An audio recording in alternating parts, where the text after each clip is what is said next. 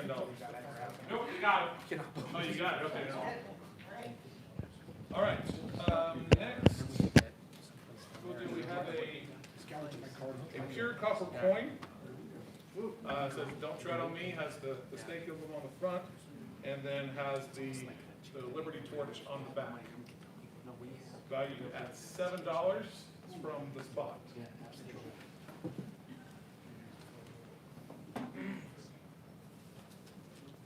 Ticket 462. 462. Nice. Oh, come on.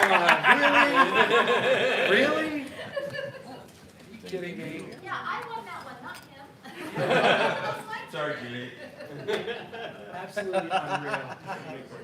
What is this, amateur hour? Next item we have is a $25 gift certificate to get some guns and ammo. It can be used for range fees or whatever you like. Wow. It's worth $25.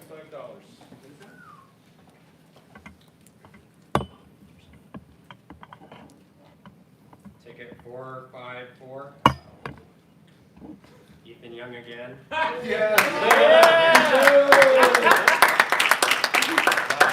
All right. It's paying off, Ethan. He out there with his guns, wearing his bandana. To walk in those flowing moss.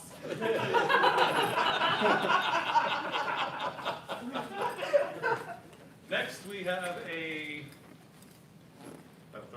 thermos cup drinking thing. That one was. Do you remember how much we bought that for? 40. $40. Yeah. Live free or die, don't tread on me. From the spot. 489. 49. Hey.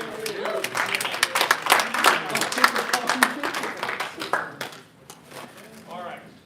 And our last item is a gift basket. Has a Second Amendment hat, has a couple of T-shirts, a "Don't Tread on Me" flag, and then from the Davis County Party, in the DABS shot glass with BS underline. This one was $90 worth of merchandise. Donated by the Donated spot. by the spot. Yep.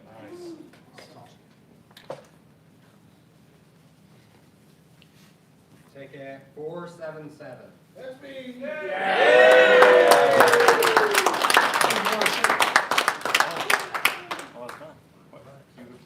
All right. It's for the raffle, for the site, for the auction. Go ahead. I was going to suggest that as soon as we're finished, or if you have to leave early, of course, pick up what you have along with the bid sheet, come see Justin and pay. Should we announce the winners? Yeah, why don't we announce the winners? Read them off for us. Okay, so with this gift basket, which was, remember, $120 gift basket from the spot. It has a hat, it has a couple of T-shirts, another flag, a shot glass, and a patriotic knife. That is going to Shaylee Withers for $85.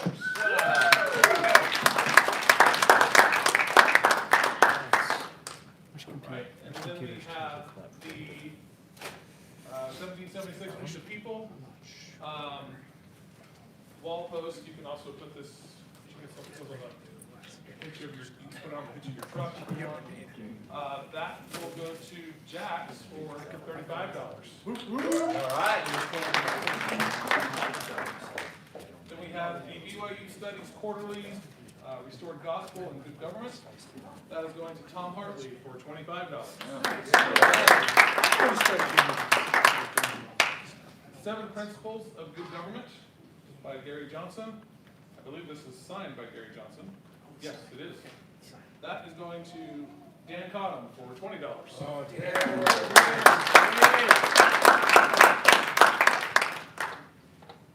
Next, we have a speeding ticket that was issued to Adam Kokesh. That he is probably never paid. And on the back of it, he wrote his notes for the 50th anniversary party that he attended with us. Jacob Johnson has won that for $5. Yeah! Finally, we have the March 1964 issue of Playboy that has the Ayn Rand interview in it. It's for the articles. Brian Rowley has won that for $90. Congratulations to all winners. He's just buying it for the articles. Yeah, he's just buying something for science. Now we know what we need to get. There you go. All right, congratulations to all the winners. Thank you to all the bidders. Thank you all very much. That was fun. It's my pleasure now to introduce to you Jeremy Corden from Goldbacks Inc. Now, you know, Utah is a different state than a lot of states. Utah actually recognizes gold as legal tender. Yes! But the fact is that it's tough for us now to negotiate gold because, you know, if you walked in with a tenth of an ounce bar of gold, nobody would know how to talk to you. Nobody would know how to do anything with you. Goldbacks is helping to resolve that problem. So Jeremy, thank you for being here. Oh, thanks for having me. You know, I am really excited to be here. Who's already heard of Goldbacks? Raise your hand. Oh, yeah. Okay, I should have asked the other way. Who has not heard of Goldbacks? Raise your hand. Okay, so I got most of you. Okay, so I'll explain it to you three. It's really quick. So Goldback, you have 1/1000th of an ounce. It's a multi-denominational series. There's a 5, a 10, a 25, and a 50. The 50 has 50 times as much gold, costs 50 times as much. It's basically like a golden cash. You can carry in your wallet, you can spend and use just like cash. Every Goldback is unique. All of them have a unique serial number. And this is a local currency in the state of Utah. In fact, according to the numbers, Goldback is the most successful local currency in American history. Yeah. It's not by a little bit. It's like the next guy's like way down there. So we're super excited about that. Telling you about myself really quick. You know, people ask me all the time, well, how'd you get sucked into the, where'd you come from, you know, and like, where did this come from, you know, and I tell them, back in 2011, I was caught up in the Ron Paul campaign. Super excited about it. I ended up running as a delegate down in Salt Lake City, and I was, in South Jordan, and I was elected by my community to be a delegate. And I wanted to do that for Ron Paul. Unfortunately, I was just a county delegate. I failed to become a state delegate. They all wanted to defend Orrin Hatch that year. And I was like, he brought the NSA into our state. Why? You know, like, why are you so loyal to him? But, you know, and I did that with my roommate. My roommate ended up being, I believe, I could be wrong, I believe he became the chair of the Libertarian Party in Salt Lake. His name's Chance Kidd. I don't know if anyone remembers who that was, a long time ago. And, you know, so Goldback, my partner was Larry Hilton. He wrote the Utah Legal Tender Act. And we've been trying to figure out ways for people to get to spend and use gold as money. You know, and that's Ron Paul's message that really resonated with me, was the one about inflation, about sound money. Hey, you know, you don't want to use Federal Reserve notes. Something that I have a hard time with now is, you know, we're so concerned about the war on cash, or the war on privacy in general, that it's like almost like we forgot for a moment that while we're trying to defend cash, that's a Federal Reserve note. You know, it's a Federal Reserve product. Like, how sad is it? We're like, no, don't take it away. You know, like, it's because they're going to give us a worse product, right? But the Goldback is really about. It's about liberty. That's why liberty's on the Goldbacks. That's why we have Lady Virtues. It espouses the fundamental values of America. And what's so fun about Goldbacks is you can use them as money. I was talking to my director of merchant services yesterday, and he was showing me this map where you could spend Bitcoin all over the United States. It's kind of like this heat map of all these Bitcoin accepting businesses. I thought, oh, that's so cool. I said, well, how many how many businesses accept Bitcoin in Utah? He zooms in on Utah. He says, well, you know, we've got 10 ATMs and about 70 businesses. And I said, well, how many businesses do we have? You know, so this is the bitmap of businesses that accept goldbacks in Utah. And by the way, if I am to zoom in there, you can get this right on goldback.com. We are standing at well over 400 businesses that accept gold as payment in Utah. And they choose to advertise themselves as preferring to accept gold. Now, what I'm actually finding is that about half of small business owners in Utah are willing to accept gold as payment if you're talking to the business owner directly. Turns out sound money is popular, right? You know, I thought it was like 5%. I was hoping I'd, you know, maybe I can find the 5% of libertarian business owners. Well, it turns out small business owners are people that like to take risks. You know, and what kind of risk do you want to take? Do you want to take a currency that's collapsing or one that's doubled in value in the last 4 years? You know, what kind of risk do you want as a small business owner? So there's something, you know, I'm really excited to be here because in a big way, this room represents people that care enough about liberty to be here today on a nice Saturday. It's like the nicest Saturday we've had all year. Let's be honest. We're in here. We're in here because we care about liberty. You guys are the activists, you know, and something that we can do to make sound money a huge success in Utah is actually, you know, carrying these things around and using them. I spent all mine. This is my last one. I donated the rest of them to the Libertarian Party. You can figure out how to get yours, but so you can carry these around, you can spend them at businesses, and I thought, you know, we need to really come up with a way where, you know, we can encourage people to do this. You know, the way credit card companies got us to surrender our privacy on our transactions is they offered you 1% back. You can get 1% back, you know, people will sell that, you know, privacy every time for 1% or 2% or whatever. So what we worked out with the merchants is these 400 businesses, they accept goldbacks at the average rate of a goldback, which right now is $4.08, right? So it's like, okay, and there's a calculator. You can go right on the website. You can pull it right up on your phone as you talk to anybody. And, you know, we're seeing that this calculator gets used a lot. So we kind of get an idea of just how common this is.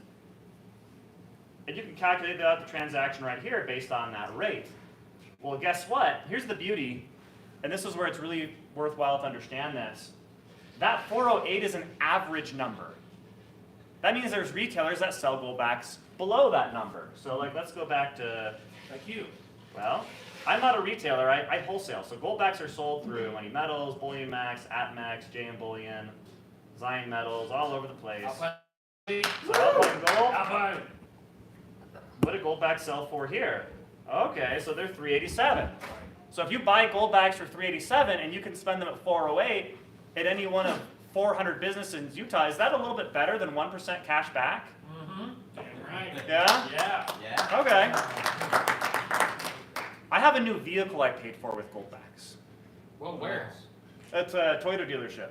Again, half of small business owners. Half of small business owners are willing to take payment in goldbacks. There are construction companies that'll build you a house for goldbacks.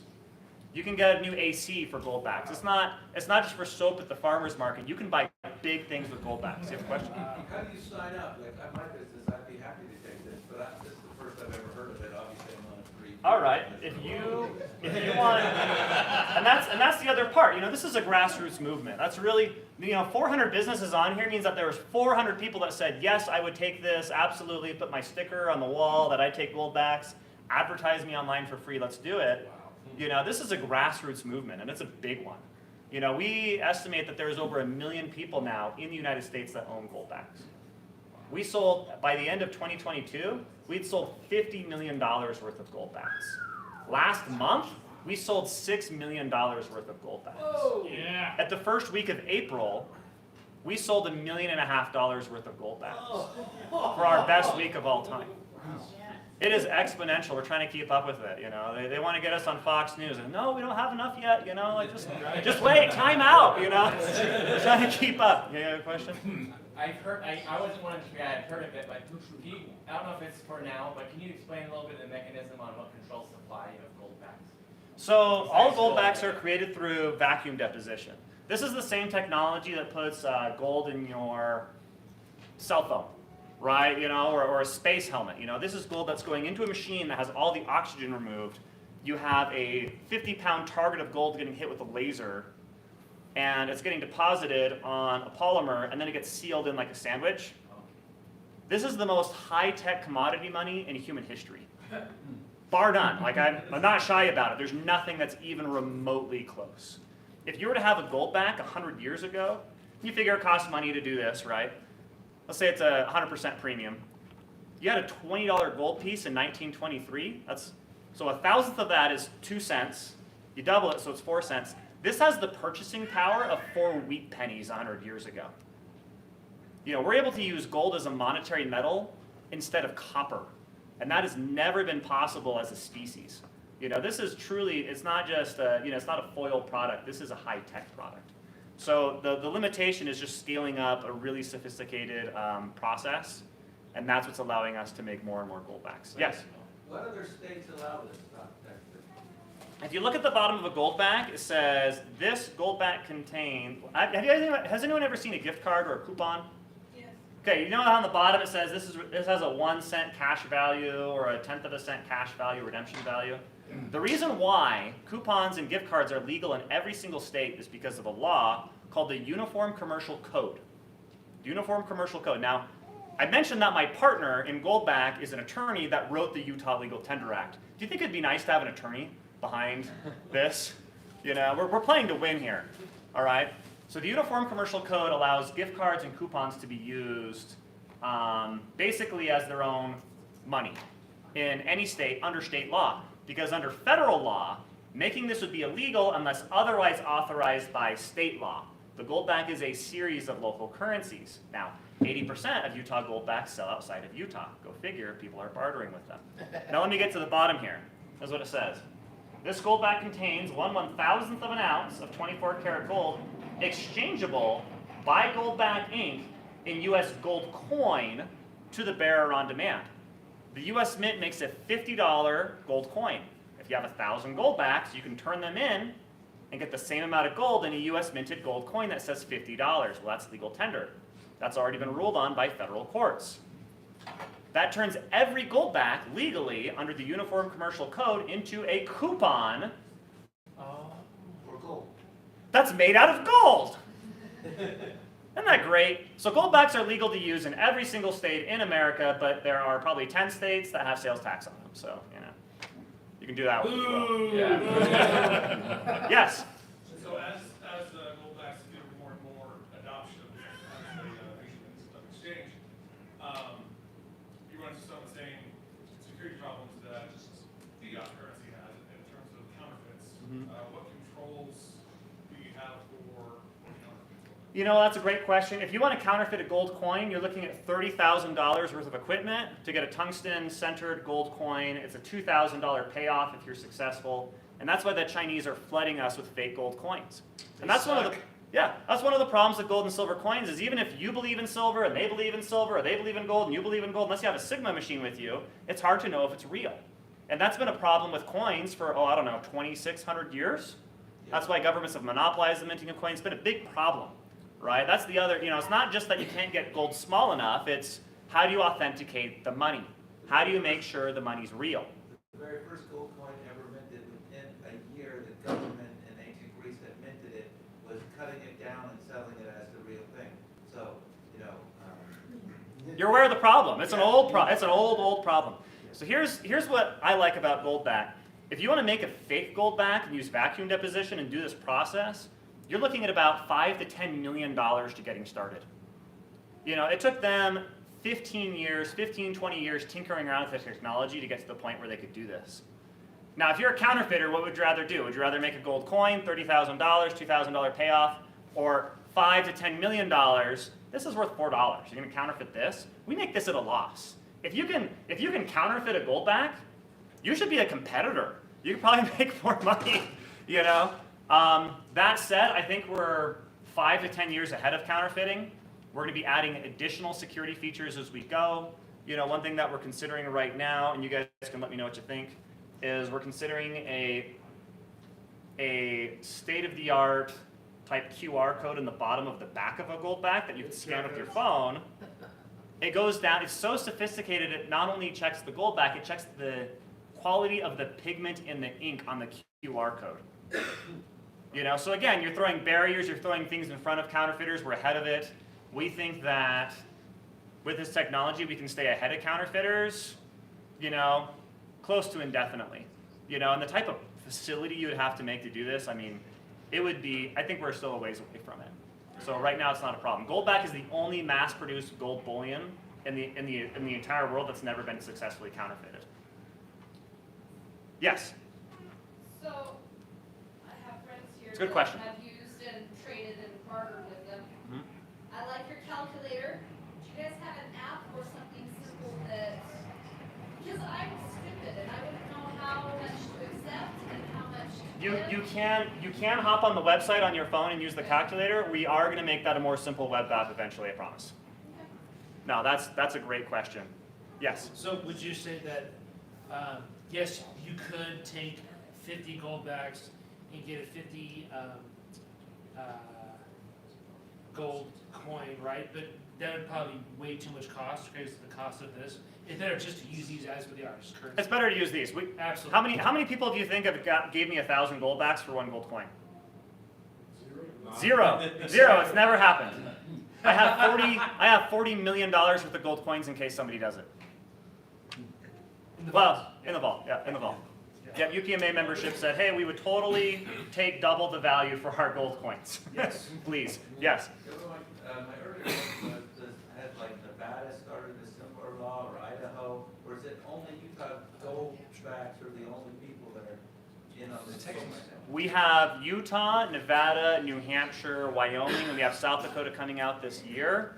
But like I said, we don't even necessarily need to use the Utah Specie Legal Tender Act. We have the Uniform Commercial Code. We could do a gold back in any state that doesn't have a sales tax on gold. What? Most ones I get are Nevada. Yeah. I'm not sure why I might do it. But you're making all of them, right? Yeah. Yeah. Yeah, we make all of Making them. that Utah County? Is that your facility down there? Or where's your facility? Just down my house. Oh, okay. Alpine. So it's on the West Coast. We're going to get one here eventually. Oh, okay. Yeah, it's not where I want it. Yes? So I've been familiar with Goldback for about 2 years. I've been using them. One of my friends just recently found out about it, and he brought me the form to register my business. Yes. Oh, I didn't answer that question. You can register your business online. We actually have an online form where you can sell goldbacks at your store, goldback leases. So to increase the network, it sounded like he was maybe getting a commission by getting businesses signed up. Is that something we could do to help make it more of a thing? Yes. If you decide to sign up a business, if you want to sign up other businesses, if you want to get other people involved with goldbacks, we will allow you to become an authorized partner with your own business card, and we will pay you for all the work that you're putting into it because that's how capitalism works. Hell yeah. The fact that I shared it on Facebook just now, and a business owner I know said, explain please, and I explained it, I should have, Hurry and be an authorized partner as fast as you can. So yeah, you can email Ben at Goldback if you want to sign up directly, or I left a whole bunch of business cards here if you want to find me. But you can also sign up your business online using the online portal. So my business, I would go and register online. Yep. And then once we register online, how does that work? Then we can take gold backs? I mean, technically you can take goldbacks whenever you want. We'll send you a sticker. We'll begin to advertise your business and say, hey, those guys take goldbacks, and we'll send you new customers. so people looking to spend their goldbacks will know I can get my service from him. No, but my point is like, let's say a person comes in and I do surgeries and I have cash pay, I have lots of people that pay for that. And I'm like, well, if you go use gold backs and you buy them somewhere else, you can get a better rate, a discount. You could. I mean, would you offer a cash discount to someone on a private transaction if they're paying you with gold? Well, that's my point, is it may be good to do something like that. Well, it's built in. It's built in. It's the 408. So if they come in and they got a better deal and that encourages them to spend gold with you, that's a great deal for you. You can use that same price at any one of the other 400 businesses. If that sounds like a kind of scammy, I should explain how the dollar works. We play this game every day, guys. Yes? Maybe I've got my math wrong, but you Sure. said it takes 1,000 of those to get a 1 ounce $50 gold piece? Yes. And they're $4 each, so you're selling gold at double the exchange rate now. You are absolutely right, and I'll explain why.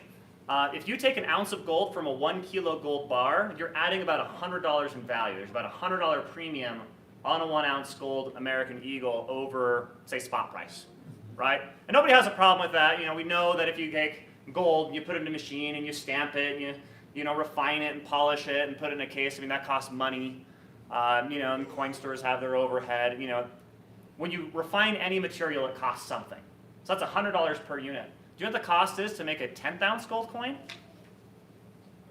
It's like 80 bucks. It's like $80 per unit in creation cost for a 10th ounce gold coin. We can thank FDR for this too. Sure. So, Which means to get the 1 ounce of a tenth, you're. but it costs money. I mean, even going down, you don't save that much going from a 10th from a 1 ounce. So $80 per unit for an individual 10th ounce coin.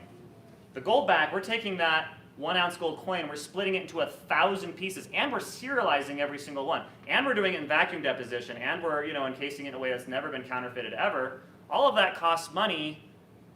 For us, it costs for a single gold back, it's like $1. So, you know, we're doing it for 1% of the cost. I'm actually really proud of that. And, you know, you kind of look at the gold back, you have two halves of the value, right? You have the gold value, that's half. The other half is the utility value. You know, if you drove here in a car, you don't care what the melt value of your car is. It's useful in that form, right? You know, people had to put it together. It's got the utility value. The utility value, what we found with gold back, actually appreciates in price more than the gold value. When COVID hit, that first, you know, what, it was like the week of March or something, 2020, everyone's out in Costco, and I remember in Costco, there's kind of like this nervous feeling in the air, like this palpable, like kind of like fear, and everyone's trying to buy stuff with their money while they still can. You know, no one's making fun of preppers anymore. You know, it's just like, hey, they were smart. You know, and like I just got my water bottles in case, you know, the water shuts off with COVID. You know, so I remember that people being really scared, and as you can imagine, goldbacks sold out almost immediately at every single retailer that had goldbacks. They were all gone. Every single goldback was gone. The only place that you could buy them was on eBay, and what do you think they costed? $6? Try $50. Oh. There were people willing to pay $50 a gold back. Why? Because how useful is it to have money? You have all the utility. As soon as people realize that their money might not work, all of that utility, everything that backs those $100 bills, that interest shifts to the next best thing. So that utility half of the value of gold back, at that point, gold didn't do that. Gold didn't go from $2,000 to $50,000 an ounce. It didn't do that. You know why? Because it's not useful to have a 1 ounce gold coin and to barter for toilet paper with it. It's just not. It's not. It's ridiculous. But a lot of people own gold just in case, and I don't think they think that far ahead in terms of steps. You have to turn that back into fiat. Guess who cares about that? Well, you got a 28% capital gain tax coming for you as soon as you turn that gold back into fiat. And then you just took a break from inflation, and then you bought fiat with gold. You bought Federal Reserve notes. Wouldn't it be nice to just not need Federal Reserve notes? Maybe. If you have a big enough business network, there are people today that are doing the vast majority of their business, and these are, you know, we got grocery stores, we got gas stations. You know, there are people today that are doing the vast majority of their business outside of the US dollar system with gold back. Yeah! Okay. Yes? Are there any crypto exchanges that go from gold back to crypto? The gold back to crypto, I'm not sure. I know Money Metals accepts crypto as payment, so you could pay for gold backs with crypto. I don't know if you can go, you could probably go reverse, but I don't know. Yes? I'm probably gonna sound real dumb, so. That's okay. Sorry. I do it every day. But, so, I mean, you know, there's lots of, see these bills in smaller denominations. You said you bought a car. did you roll up with a big wad of these, or how are you doing? Like, There's 50s. Okay. There's 50s, there's 10s, there's 25s. I spent all mine, so I can't show you. So, but they're bigger, they're different sizes. Yeah, the 50 has 50 times the amount of gold as the 1. You can turn in a 50 and get 51s. You can turn in 51s and get a 50. It's kind of like cash, you know. So you don't buy a car with $1 bills. You do it with a stack of 100s. I'm just wondering about like kind of these larger purchases Mhm. and just all this physical currency, which is, it's beautiful, and I love everything up until it starts to become big. You can and get easily losable, stealable, whatever. I there. don't know. There are inherent risks with having gold. That's totally true. You could buy a car with an amount of gold backs that can fit in one hand if you're using 50s. So it's not like you have to have like a briefcase or like a wheelbarrow. You know, I mean, it's a little better than that. But I take your point, and there, I'm you just know, wondering, I mean, you're used to the crypto point, some of these other ways of like taking the foundation of gold, and like, and what you're doing and making something more portable out of it without losing. there's a company that does that. So you can have a gold back account denominated in gold backs. You can vault them for free at Alpine Gold, and you can transfer funds from one account to another digitally for free. All right. What's their, Alpine what's Gold. their, I'm just curious, like, how do they, because it is amazing, right, in our French Reserve area, how people don't recognize.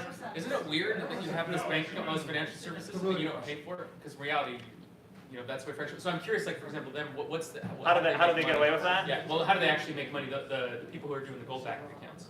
So the gold back accounts, the way they make money is they sell gold backs, they profit off the sale of the gold backs.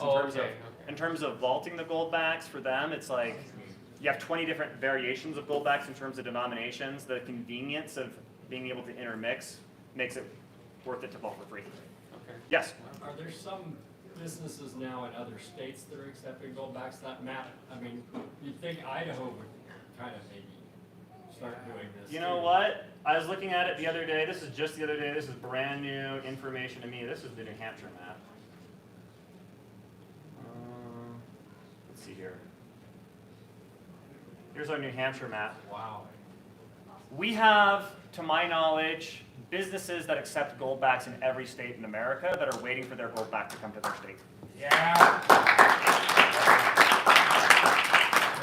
Including Vermont. I was really surprised by Vermont. We have Vermont? Yes. If you engage a transaction in gold back, is there sales tax? Yes. Okay. Yeah, they still have to collect sales tax. It's just like cash. It's just like cash. It's just like a coupon. Is that sales tax? I guess they just tack that on. Yeah, it's just they just tack it on in the They calculator. just bring up their total like normal, and Yep. then they run that total through their calculator, That's- and you give them some bills and change. Yep. The gold back isn't meant to be a tax evasion tool. That would be awesome. But but all gold back transactions are private, so everyone that you let know about it knows about it, just like cash. So pay your taxes. Yes.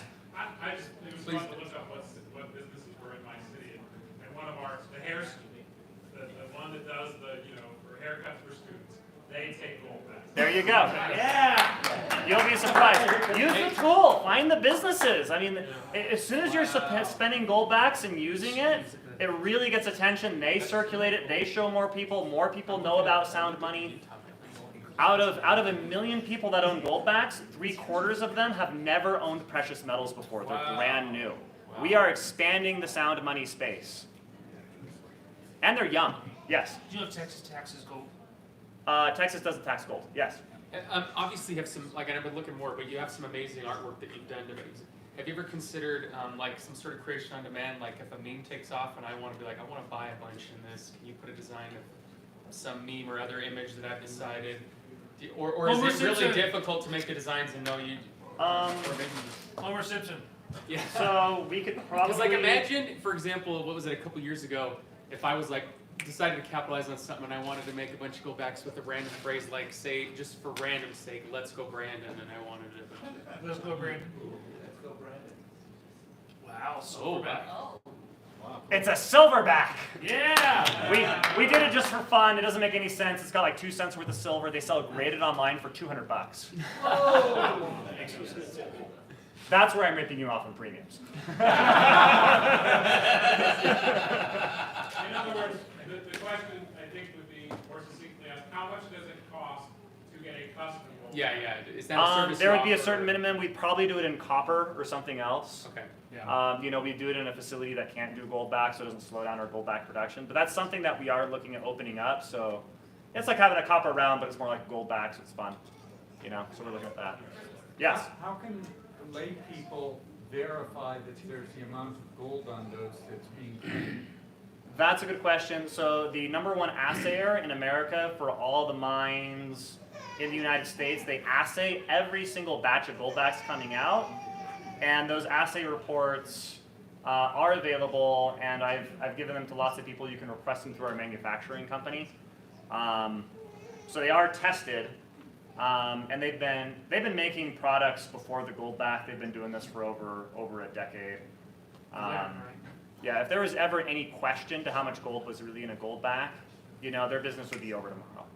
You know, so some of the self-preservation. They've actually pulled gold back from us that only had 99% of the gold it needed to destroy it because they don't even want anything out there that's light. Yes? I know this is an odd question, but you said you have a vault filled with gold in it, and then you're putting these gold backs and you can exchange them if you absolutely do. Is there some type of regulation that says you have to have a certain percentage, like a bank, of essentially liquid assets, in this case, physical gold, for exchange, and if, like, if someone walked in and go, and I know you said no one's ever done it before, but you know, the problem with everything is always regulatory capture, Sure. and so has there been some of that already? So they said, Fractional reserve. if you're gonna put out this specie, you have to have so much in reserve. That's true. So as far as being able to turn these in for gold coins, is that what you're referencing? Yeah, like, so, you're putting out money, and I'm totally supportive of it, but it would just surprise me if, like, some do-gooder says, well, I know you've got gold in these, and you say it's what you say it is, but in case someone ever turns it in, for every $1 million that you put into circulation, you have to have, you know, $100,000 in gold bullion in a bank, right? Some type of ratio to backstop the currency, even Sure. though you're saying, this is stupid, I'm backstopping it with gold in the currency, right? See what I'm saying? Yeah, I see what you're saying. Because you said you have, like. No, it's a fair question. So I believe the UPMA membership, which provides coins to back that, they have somewhere between $40 and $60 million worth of gold coins, which is pretty close to how many gold backs are. At some point, we're going to dwarf that. One thing that we're considering is we have over 100 dealers that sell gold backs, having all of them agree to that at any point, someone can change 1,000 gold backs for a coin. The fact that nobody's ever done it makes the point to me a little bit moot. It seems good. But you know, it is a valid point to bring up, and that is something that we should consider in terms of scalability. Right. Or we should let people know that, hey, in the case that we have $1 billion worth of gold backs, you know, it's first come, first served, but there's a lot there.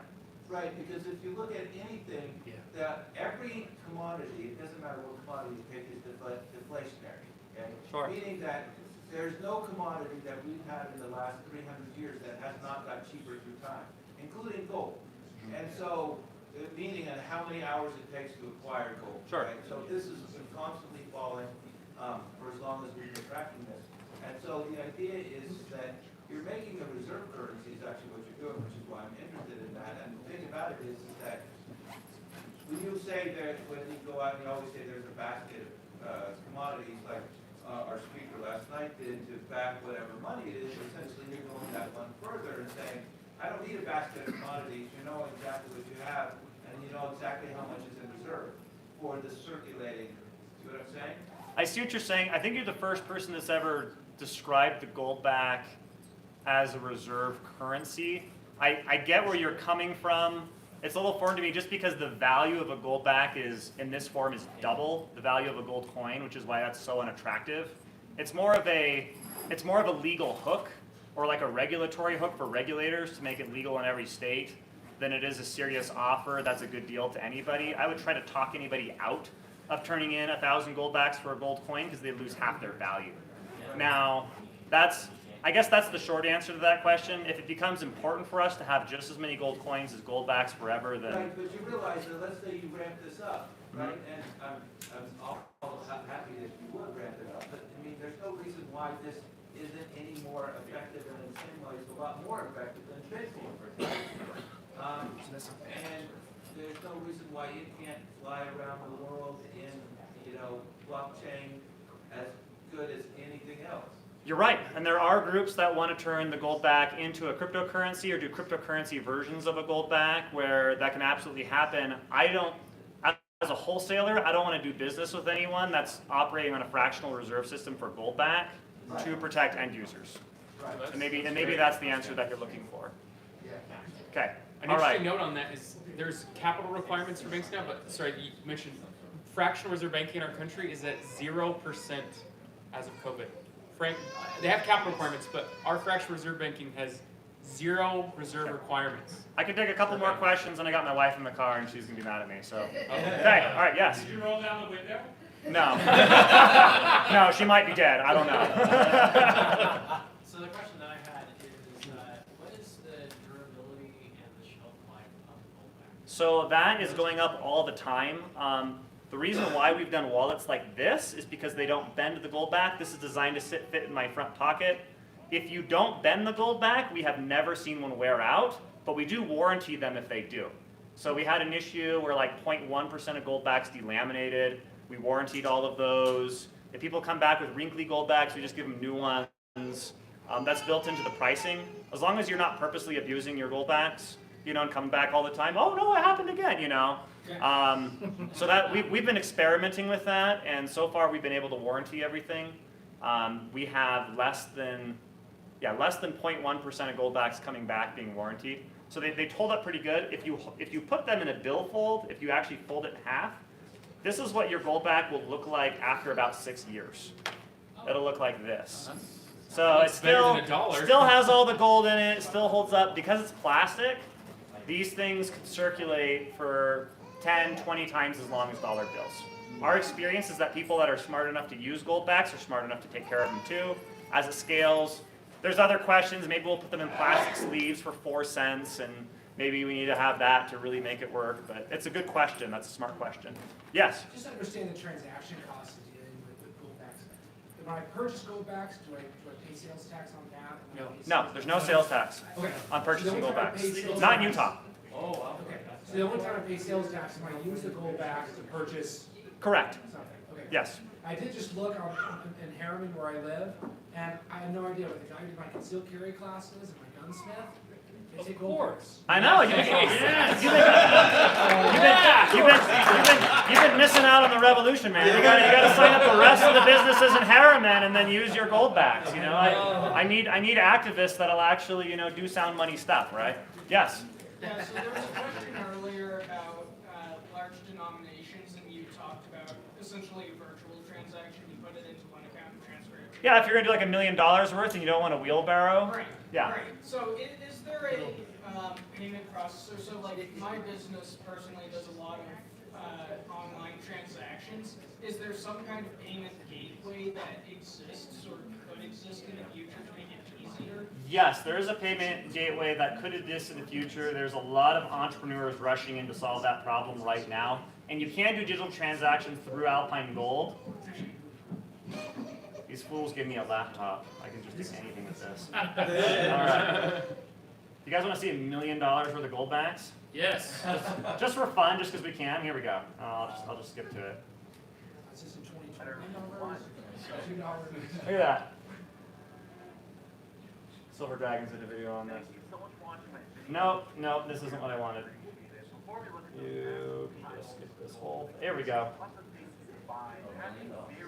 Wow. So this isn't just ones. If it was ones, it'd fill up the entire room. $1 million. This is like 50s, 25s, 10s.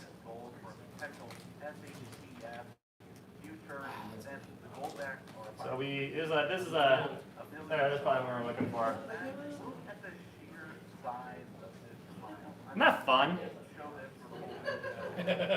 Okay.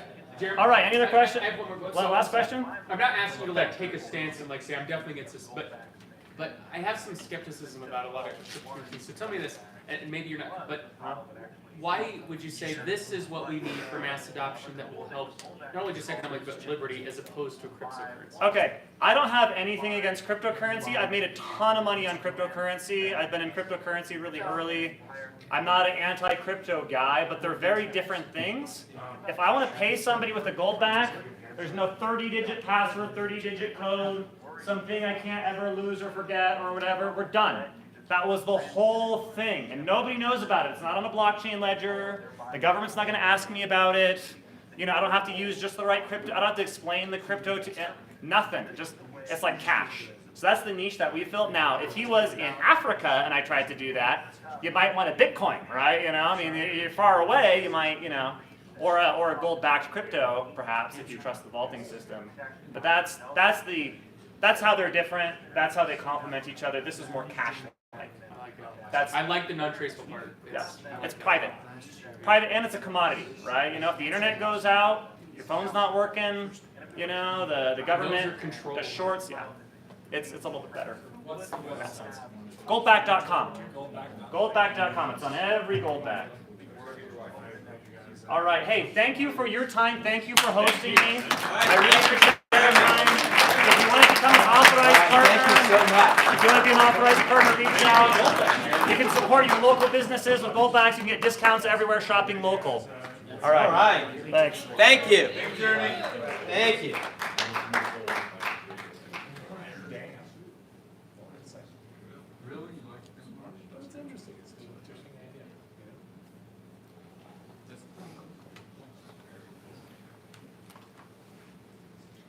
Yep.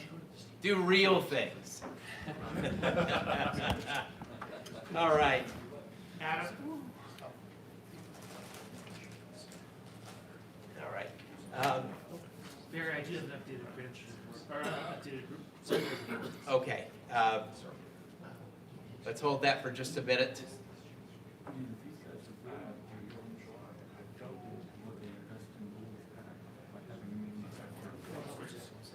All right, they'll take care of that over here. I want to continue because we need to get on to elections and everything. But I have a little something I prepared. I wanted to share with everybody before we do that. So before we get to elections, I want to talk a little bit about Utah and elections and why I've thought for quite a while that Utah is a state, probably the state, where the libertarian message ought to resonate.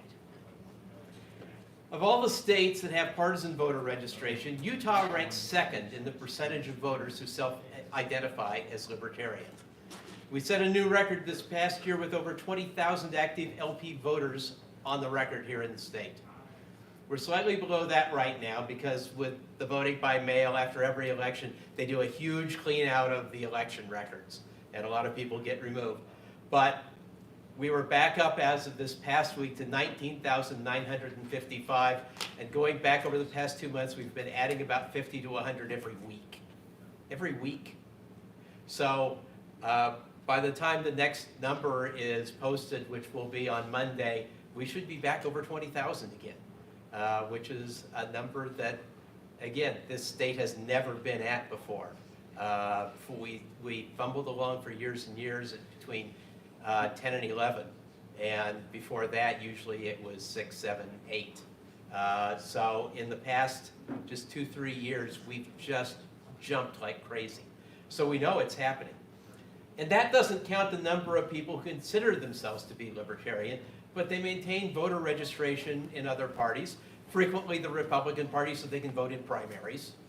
Because a lot of people like to think that you can maybe at least vote for the more libertarian candidate among a group of Republicans. And that's a perfectly legitimate strategy, which is one of the reasons that, you know, for membership in the Utah Libertarian Party, we don't actually check your voter registration because that's just a strategic decision. That's not about what you really are. It's not about what you really believe. So I get the strategy. I don't personally participate in it, but I understand why. If you're someone who does, it's fine. It's cool with me.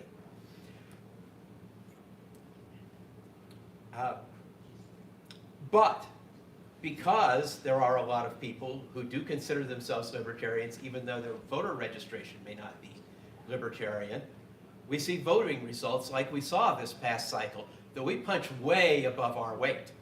You know, in terms of registration, we've got a little over I think it's 1.2% of total voter registration. And yet, you saw those numbers, our lowest results are in the 4 or 5% range, and many of us were well above that. So why is Utah inclined to libertarianism? I think there are two main things. Number one is a characteristic of much of the West, which is open spaces, a government that simply isn't pervasive. And we kind of like it that way. We like a government that isn't in our business all the time. I live in Iron County. There are parts of Iron County that I could go to. They're not necessarily difficult to get to. But if I was there and I needed a sheriff, and if by some miracle I had a signal and I could actually call the sheriff, they'd be there in an hour or two. You know? They aren't there. They're not following me around because a lot of this state is pretty remote. There are far places you can't get to easily. The second, though, I think is maybe even more important. And that is that this state exists because a whole bunch of people were tired of being harassed by the government. Yeah. That's why we're all here, right? Yeah. And they went through a lot of hardship to get as far away from their oppressors as they could. And the state exists because of the desire for self-government. That's why we're here. To find another state founded for the purpose of religious freedom, you'd have to go back to the very early days of colonization in North America. This state is unique for that. The problem we face now is one of human nature. The same fear, often rational fear, that motivates us to get away from that guy that's holding the gun on us, also motivates a percentage of us to want to be the guy holding the gun. That's where we're at in Utah right now. We've got a lot of people who've kind of forgotten their roots. You know, and our roots, the roots of this state are, leave me alone, let me live my life the way I want to live my life, as long as I'm not harming somebody else. If there's anything the two old parties excel at, unfortunately, it's selling fear. Why, if you had freedom, you might make a choice I don't agree with. You might harm yourself. You might harm your neighbor. No, we can't have that. We have to have people in control. It's all perfectly rational, but it's not optimal. More importantly, the real question, the question that we ask in this party is it ethical? I want to go back to a letter I read last night. A letter from Carl Bray, founder of this state party, where he laid out some of what he thought about the vision for what our party would be. And again, for those who weren't here to hear this last night, he was writing this in January of 1972. So this is literally at the founding of the Utah Libertarian Party. As you probably know, several nationally prominent libertarians have criticized the Libertarian Party as being extremely premature, or more exactly, as an attempt to reverse cause and effect in cultural terms. I'm preparing a rebuttal and thought you might enjoy it. By the way, he's writing to David Nolan, the founder of the party. I thought you might enjoy hearing some of my arguments. The Libertarian Party will, 1, accelerate the rate of change by offering a rational standard in political ethics. 2, be a platform for influencing the culture through the popular media. 3, be a training ground for future politicians and leaders. 4, fill a gaping hole in the political spectrum and hopefully influence other parties by example. 5, be a beginning for the long-range political support we will gain. 6, establish a political affiliation for those who have been left behind as the Republican and Democratic parties shifted to the left. 7, help to develop speakers, tacticians, and the infrastructure needed for the long haul ahead. And 8, offer a course of action for those frustrated and creative people who already agree with our political and economic goals. That's what Carl Bray thought, but I really like that first thing. Accelerate the rate of change by offering a rational standard in political ethics. This is where I think we differ from every other political party, and especially from the duopoly. We offer policy, of course, as does every party. But we offer policy based first and foremost on ethics. I oppose the initiation of force to achieve political or social goals. Now there's an argument about where we draw the line as to what's initiation of force, what's legitimate self-defense, when's an action so egregious that there is no option but force. And I don't expect that everyone in this room would draw that line in exactly the same place. In fact, I know we would not all draw that line in exactly the same place. We can have great discussions about where to draw lines. But I also know this: when your basis of decision making is based on an ethical position rather than expediency and getting to a specific result, we make force the last. That's where we really separate ourselves from the rest of the parties. People that just like to smoke a bowl, is that okay? It's good. Because we bring different ideas, we're allies. Even when there's some fine point we disagree about with, never let that get in our way. We're working together. We're going to change this state. We're going to make it free. We are going to be, you know, Ronald Reagan used to talk about the shining city on the hill. I think we should be the shining city on the hill for this nation, because it needs one. It needs one badly. It needs a state that will respect people for who we are. I was talking to a gentleman here who was here earlier. Who we are. I was talking to a gentleman here who was here earlier. Larry wasn't able to stick around for the afternoon. Say it. Larry wasn't able to stick around for the afternoon. Say it. I don't care what your individual choices are. You do you. Let me do me. That's our goal. I appreciate each and every one, and I appreciate the strength that our diversity brings to all of us in this party. And ultimately, that strength, the desire, the ability to bring freedom to others, is the core of what it means to be a libertarian. Thank you.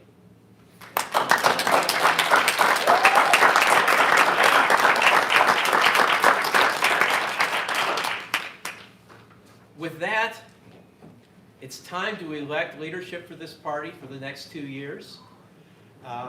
Chair's position comes up first, and I've asked Jeremy Baker. Excuse me. All right. Let me quickly go over to our secretary for the credentials update. Yeah, I've got that. It needs to be based on who's in the room. Or based on who's in the room. Or who's here now. Who is here right now. Right. I've got 27 counted. Do we want to do? Okay. Do we have 27? Do you want to do a head count? Do you want to do? How do you want to do this? So I'm counting right now. So I know who's a delegate and who's not. Okay. I will give you a moment to do that. Sorry about that.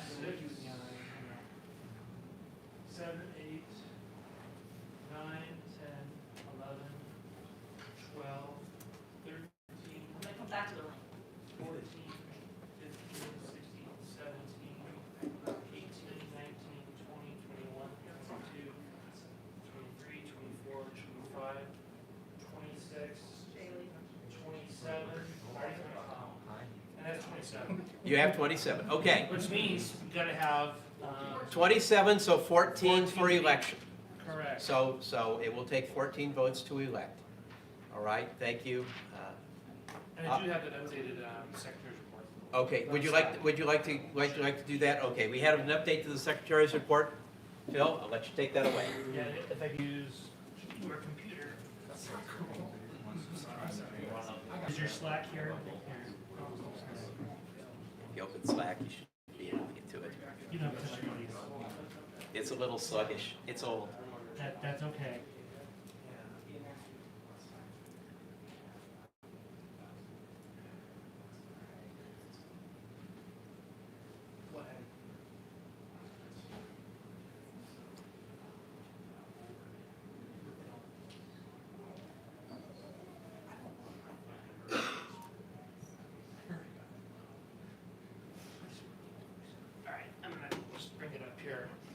apology is my numbers I used this morning were from last year. I have actually legitimate numbers. Now, the numbers I give you, the numbers are still correct, I'll show you. The graph is still the same. Our total numbers are still the same. But the total on top is different. So we actually had 360 last year. I should have caught that. We added 63 on top of that, so 360 plus 63 gets us 423, which means we have a growth of 17.5%. So it's a bigger total. So we're in the 400s, not the 300s. And that's dues paid. This is not dues paying included. This is everyone who signed up. If that was dues paying, we'd be packed right now. Guaranteed. Which hopefully next year will be the case. But that is the revised report. Any questions on it? Maybe I should have rejected that. Exactly. Exactly. Keep us honest. But I caught my own mistake. Well, now I feel a little uneasy about it. Except for this one, Phil. Yeah, why are we like 500, 600, 1,000? Careful, we'll nominate you as secretary and it'll be your problem. Absolutely. Yeah, that's right. Be careful, the elections are coming. All right. Okay, do we have a motion to accept the revisions to the secretary's report? All right, have a second? All right, any discussion? All in favor say aye. Aye. Opposed nay? It is carried. Thank you, Phil. Appreciate that. All right, it is time for elections. Position of chair comes first, and so since our outgoing vice chair is not here, I've asked Jeremy to come up and handle the chair election for me. Thank you. All right, are you guys ready for this? All right, I am gonna go ahead and open the floor to nominations. Nominate very short. Second. There's a second. I have a question. Uh-huh. What is the chair and what do they do? So the chair is the main person over the state executive committee and the party. They basically do everything. If there is anything that needs to be done that can't be delegated. I can't read it if that information is intended for that. So Barry's main, I guess, role at the moment is working with and coordinating the monthly meetings that we have. Is there an org chart anywhere of how the Libertarian Party is organized in this state? It's easy. Yes. Yeah, that would be in the Constitution, or is that in the bylaws? Well, I mean, it's pretty simple. There's 5 people. Yeah, right now the executive committee has 5 people. There's the chair, the vice chair, the treasurer, the secretary, and then the at-large. Those 5 people make up the executive committee for the state party. They handle all the party business. They meet regularly once a month and then coordinate different things. So the vice chair helps the chair. The chair kind of does a lot with the direction of the party. The secretary keeps notes and takes meetings and stuff and keeps membership records, and then the treasurer handles all the financials. And what is happening here is just the state, and the individual counties go and repeat this process back and forth. Yeah. Okay, Mr. Baker, Mr. Member at Large. Ours being Weaver. I can read right now what our Constitution defines as the chair and his responsibilities are. Yes, Okay, please go ahead. Okay, the chair is the party's chief executive officer and presides at all conventions and at all meetings of the executive and central committees. The chair is responsible for appointing new EC members when such offices become vacant, subject to the consent of the EC. The chair serves as the party's liaison with the appropriate body for all matters relating to the party's relationship with the state of Utah and other political organizations. The chair is the party's official spokesperson for the press and representative to the National Libertarian National Committee. Sorry. And that's the principal definition of the chair. EC meaning the executive committee. Thank you. Didn't mean to derail the voting. Yes, very devoted. Good I question. don't know if this is in the Constitution, but last year I understood that the chair is also an automatic delegate to the National Convention. That's in the bylaws. Oh, that's bylaws, okay. Yeah, correct. Correct. The chair chairs the delegation to the national convention. Yeah. My turn. My hand was up. Yes. I nominate Richard Jensen. Second? Julie said Okay. second. Well, we- That's any more nominations? Noda Anybody? is implied. Noda is She can't implied. nominate. They do not, or Noda does not have to be nominated. But It there will be on be the there. But Nota is always, Yes. always an option. Just trying to keep my options open. We have 2 delegates of Iron County. Iron County. It's the water. Yeah, they It's got- the one. Okay. If there are no nominations, I will accept a motion to, Move to close nominations. Second. okay, all in favor? Aye. All opposed? All right. So now we are on to the election. How are we gonna be? Okay, I motion Okay. to allow each candidate to give Oh, yes. no more than 2 minutes to defend or support the nomination. I second it if I get to go first. Conditional. Is there someone that wants to second? We have to do 11 rounds of rock, paper, scissors. It was only 7. I second it. And my motion is that it be run in alphabetical order of their last name. So that means you would be first. All right. All in favor? Aye. All, or any opposed? All right. Mr. Jackson, delegate from Iron County. The floor is yours. Thank you, thank you. Thank you very much. Everyone please vote for Barry. I don't actually want the position. I am sick and tired of every election in our state, not all of them, so many of them only having one option. It's either Republican in some areas or Democrat in everyone. We need to have competition every single election. That includes our own. So I am only here to prove the point. We need to be willing to stand up, put ourselves forward for positions, and let people know the Libertarian Party is here and willing to stand up and support their ideas. Please vote for Barry Short.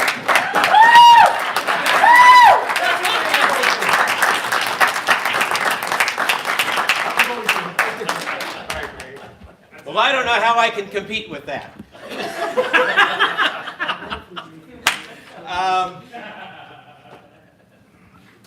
You know, with me, you know what you're going to get. I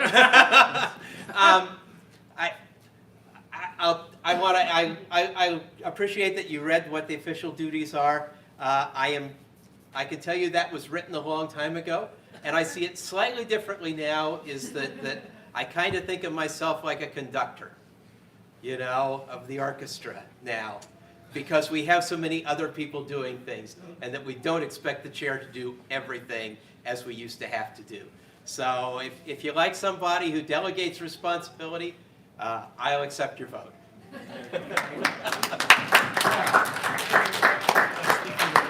And yes, speak for Noda. Very short, Barry. Jax, that's his nickname. All right, I'm gonna speak for Noda. It's a semi-sacred, but it's not even used in public elections, and it should be. I am sick and tired, like you are, Jax Jensen, that every time we have one person on the ballot, you can't say Noda. I want to say no on our public ballots for office. That if you don't like that Democrat or Republican on your ballot, that you have the right to say, no, I am not voting for you. I'm voting for Noda. And if Noda wins, they do the whole election all over again, because we are being ruled by those who are not you have no competition. It should have at least a bar minimum, over 50% support, over nobody else. So I support the fact we have Noda, so make sure we have that here, so that's it. Noda. None of the above. None of the above. All right. Now you've heard from each of them. The next portion is voting. And do we have a specific way that we do, or do we open the floor to? So we open up to voting. The question Text 555 to Hillary 2016 to vote. Okay, so the question is, how should we vote? Should we just vote by Do you want to, by assent? you do a raise of hands? Raise of hands versus closed ballot? That's the question. Yeah. Okay. My motion to raise hands. Yeah. Seconded. Second. Okay. Okay, so we have a motion to raise hands, and it's been seconded. All those in favor of raising hands for voting, Raise your hands. say aye. Any opposed? Well, all right. Okay, we will be doing vote by raising of hands. So, the first one, I will go in the order that they were spoken. All those in favor of Jax for chair, raise your hand. I think it's zero. All right. Guess I wasn't convincing. Okay, Who am I seeing? So it's 1, 2, who else? yeah. Keep your hand up. Oh, 3. 1, 2, 3. Okay, very well. His wife. Very well. And you can only vote once. Very well. Okay, all those in favor of Barry Short for chair, please raise your hand. You can vote for yourself. Can I? Yes. Yes. You're a delegate. I know, yeah, I know I can. I know what you're doing, though. I know what you're doing. 1, 2, 3, 4, 5, 6, 7, 9, 10. Sorry, Jax, I tried. I appreciate it. I'm gonna start all over. 1. I'm used to losing elections later. Remember what they did at Nationals where they made us count up? Oh, yeah. Gosh, national voting was so terrible. Wasn't it?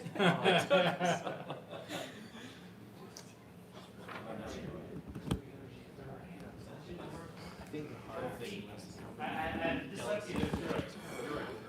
I know, right? Wasn't it? Yeah. It was hilarious.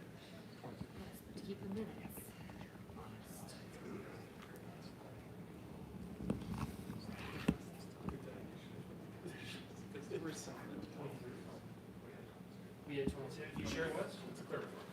Yeah, well, I had 22. Okay. Okay, there is one more remaining. All those in favor of Noda, please raise your hand. That's it! I knew it! I knew it! All right.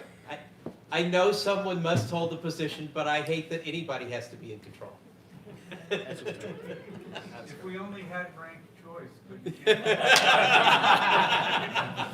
Well, considering the results of that, I would like to present you with our new chair for the next 2 years.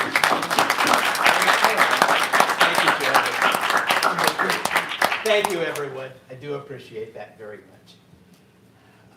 And I'm looking forward to another great 2 years. Our next nomination will be for vice chair. So I'm opening the floor to nominations for vice chair.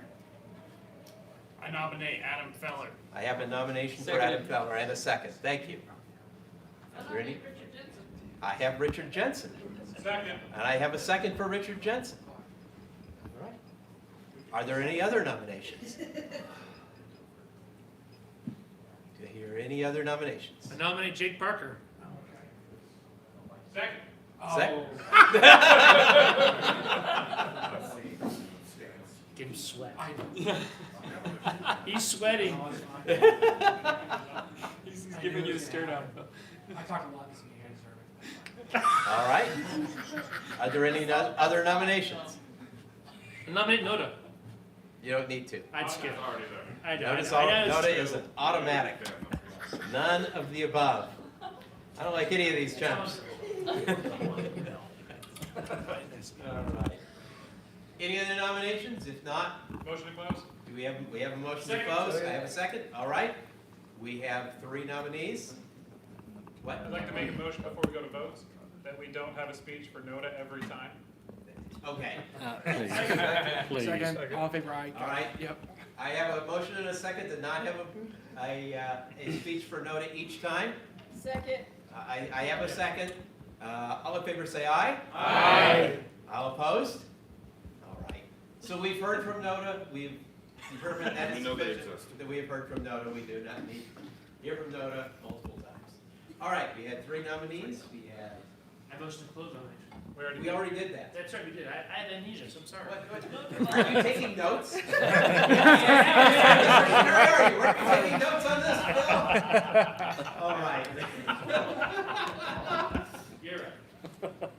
Okay, so in alphabetical order, it is Feller, Jensen, Parker. Is that correct? Correct. All right. What a race. No more than 2 minutes. Limited to 2 minutes. Limited to 2 minutes. All right, very good. Adam, you're up. Thanks, Barry, and thanks, Jacob, for nominating me. I've spent the last 2 years as the chair of the Davis County Libertarian Party. And I think that time has given me a lot of experience and a lot of insight into what will be needed as a vice chair for the state party. I've been a member of the Central Committee, and I've attended several executive committee meetings for the state party. I have some ideas on some things that we can do to bring some more infrastructure and process to our organization. I think we're in a state where we're growing a lot, and what we need is to put some of those processes in place to help us alleviate some of the growing pains. I've spent my professional career doing a lot of that, and I feel like I could really help in that regard. My job as if I were to be vice chair would be Someday, Adam. right someday would be to assist Barry in whatever he needs.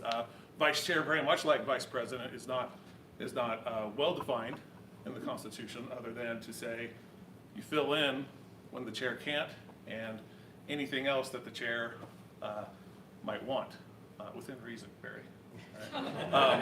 Okay. So, but I have a lot of ideas. I think that will help us, and I'm really eager to enable the state party to become a model and provide even more support for our county parties, where a lot of the action is taking place. And so that's what I'm running on. I can't wait to work with all of you to make your county parties and the state party as effective as possible. That was 2 minutes exactly. All right, Jax. I was only supposed to be nominated, and if there was only one nominee. So I support both of the other gentlemen. They're both great. I'm entirely convinced that at least half of non-voters are libertarians. They're the people who think, I don't care what government does, I just want it to leave me alone. And if we were to less than half of the population votes, so if we get half of the non-voters, we're instantly at 1/3 of the voting populace. We have a chance to win every election. We need to start talking to people and letting them know that we exist. You don't want government involved in your life? We're the party of leave us the hell alone. I want to see a billboard on I-15. The party of stay out of my life. The party of stay out of my way. The party of just let me do it. Let your friends and neighbors know if that's what they believe, there is a party that holds that position. Vote Libertarian.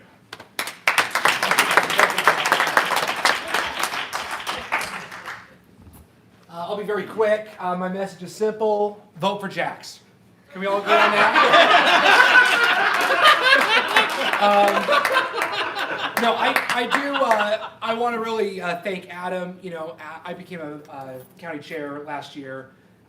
Overwhelmed. I had no idea what I was doing. I had been a vice chair for several months before that, but we hadn't really been very active as a county party, and so I really didn't have any idea what I was doing. And Adam has always been incredibly generous of his time to help me out. He even came down to our organizing convention to make sure I didn't, this just about a month ago, to make sure I didn't run the thing completely off the rails, which was I really appreciated. So, you know, when you think about what I feel like as a county chair, I want, you know, people in the state ex-com to be really invested in the county parties and supporting them. And that is something that I think Adam will absolutely bring to the executive committee. So as an official candidate in this race, I guess I do endorse Adam Feller Maybe contradicting my prior statement. Also, Jax Jensen, great, you can vote for him too. So, that's it. Thank you.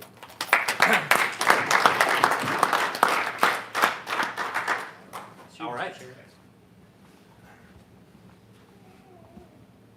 All right, there are your three candidates. It is time to vote. We will vote the same way that we voted before, by a raise of hands, and we will do it in the same order because that's just how we are. All right, so all those in favor of Adam Feller for vice chair, please raise your hands. All right, and keep it raised.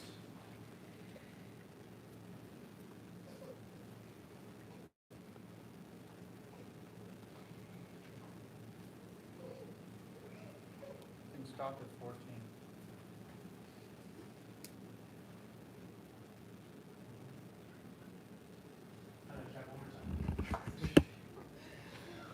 Ah,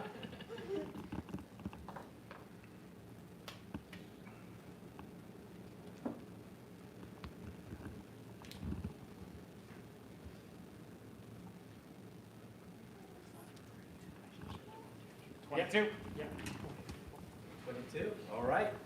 All those in favor of Jax Jensen? What, you gave a great speech.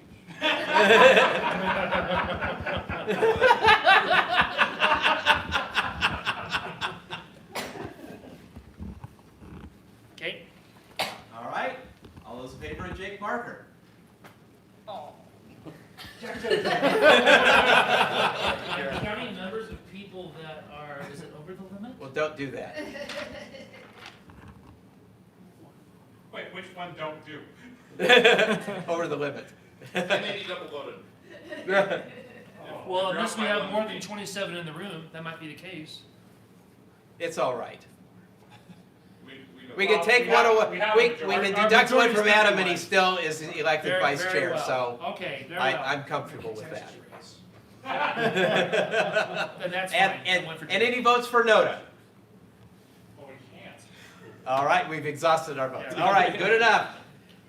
Would you read the totals, please, Mr. I have Secretary? 22 for Mr. Adam Feller, 6 for Mr. Richard Jensen, 1 for Mr. Jake Parker, and Noda, 0. All right. Adam Feller is elected. Congratulations, Adam. Jax Jensen, I'd like to let you know that you've been appointed to the Communications Committee to help with billboards.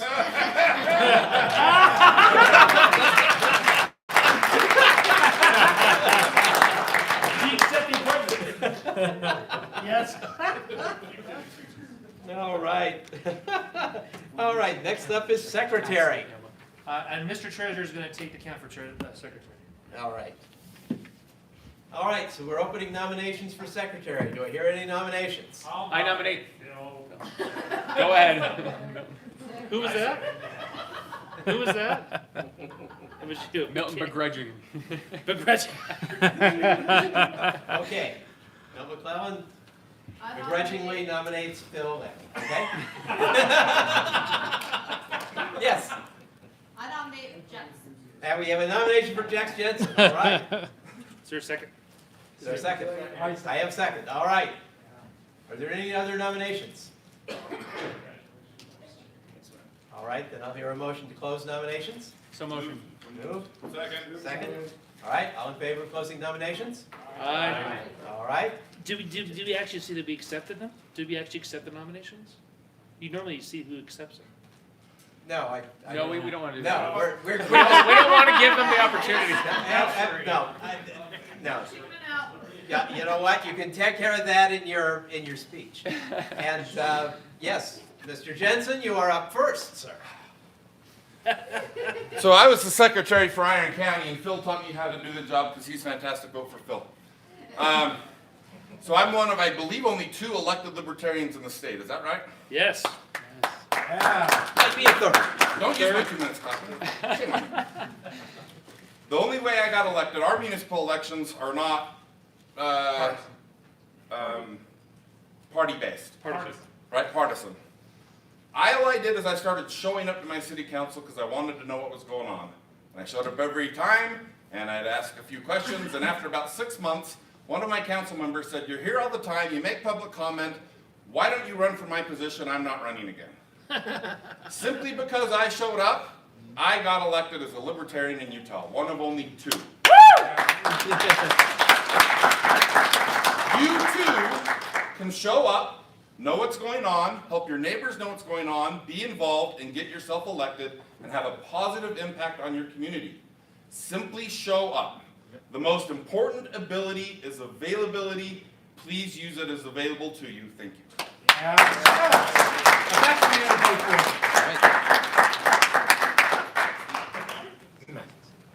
Phil Lammy.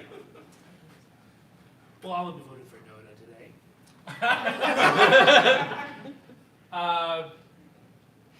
So a couple of years ago, when I was, I talked to Barry, and we didn't have a secretary that was really functioning. Bless her soul, I love her today, even to this day.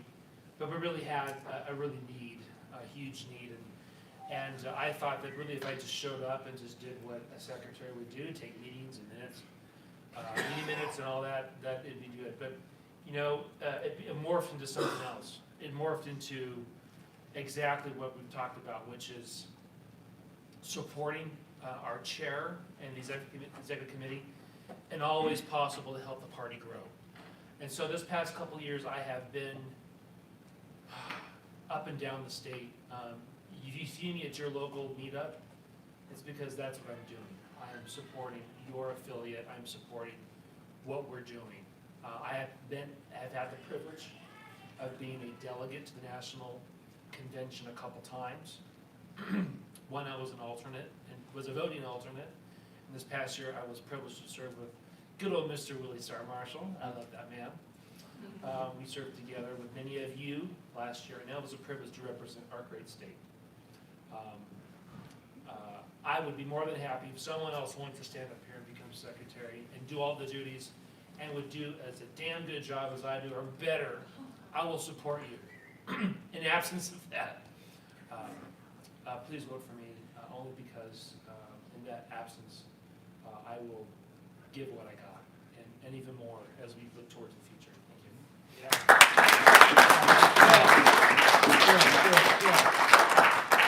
All right, those 2 plus Noda are your options. So, we will now vote. But, by the way, I want to say that the core kind of the Utah taste, the type of libertarianism in Utah throughout the decades has been voluntarism. It's about people who just volunteer and do things. And I want you to notice, I didn't appoint any proctors, I didn't appoint counters for this. They just showed up and did it. So thank you. That's very libertarian of all of us. Yeah, I love it. All right. All those in favor of Jax Jensen, raise your hands.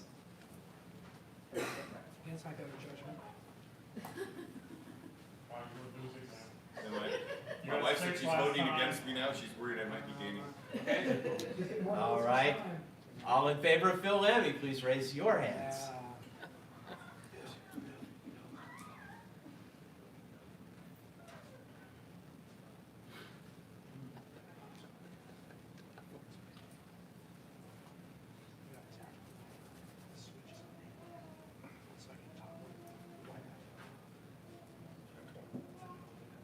Okay, everybody keep your hands raised. Do it one more time. Sorry. You're just doing that with Phil. Okay. Okay, we're good. All right. And all in favor of no? None of the above. I'm almost tempted to do that. I was. All right. Let's have the totals. Okay. So the total is 0 for Noda, 6 for Jax Jensen, 21 for Phil Lammy. Phil, you are our secretary. I vote for you, you vote for me. All right. One of us is smart. All right. Next up is treasurer. And, one of the very important jobs here. Got to keep track of the money. I'll make Justin Evans. I have a nomination for Justin Evans. Second. I have second. Thank you. Do I have any other nominations? I nominate Jax Jensen. Oh, you're going to nominate Brad so he can come up and say something? I'll second that. Okay, we have a nomination and a second for Brad Green. All right. I'll nominate Jack Jensen because, yeah. At this point, it has to be done. Second. Second, all right. Yeah. All right, any other nominations? Move to close. Move to close? Second. Second? All in favor say? Aye. Any opposed? All right, nominations are closed. So the order will be Evans, Green, Jensen. Justin, you're up first. I want to echo exactly what Jack said, because I have not been one of those people. I got into libertarianism in high school, and when I gave like a little speech to ask to be nominated, I was nominated to go to the national convention. I was really excited about that, and that's a cool time to get re-involved, right? Because I had not been involved. But quickly, when we went to the convention, and over time what I've seen go on, I realized that's really exciting. That was exciting, and I'm really glad I went. It was an awesome opportunity, but what makes the difference is the kind of things that Barry does every week, Phil, the stuff that the fellers have done, and that's just not even involved in the party. Jacob, like his podcast and all, of course, all the work he's done for the party, and of course she's been involved too. And there's so many names. I want to tell you about one name. When I was in high school, I went to this leadership conference for youth, some sort of state-sponsored thing, and Andrew McCullough was asked to come and speak. And at the time, I was a very disaffected libertarian. I came from a small town with a monoculture in Utah that was essentially worshiping Ronald Reagan like he was Canada or something. That's a true story, by the way. I have stories about that. But my whole point is, he was the one who told me, he's like, hey, it's okay. No, things are getting better. It's never a better time to be involved in the liberty movement, to be a libertarian. And it's those people that show up every day and do these little things to make it so when candidates run, we have a support system at the county level, at the state level, and that's just getting better. And I realized I have really, at the end of the day, and I said this last time, but I'm being serious. So I actually quit my job yesterday because I was sick of working for a cult that ruled my life. I need time outside of work in 10, 20 years, I want to be able to look at my kids and say, I have done a lot. I've done everything I can, but I want to do more. To be that backdoor person that's making opportunities so liberty can grow, because that's so important for my kids to have that future. So if there's anybody that feels like they're more qualified, I'm happy to vote for you. But I want to do whatever I can just to be that one of those dependable people, like the fine examples we have in this room. Thank you. Thank you.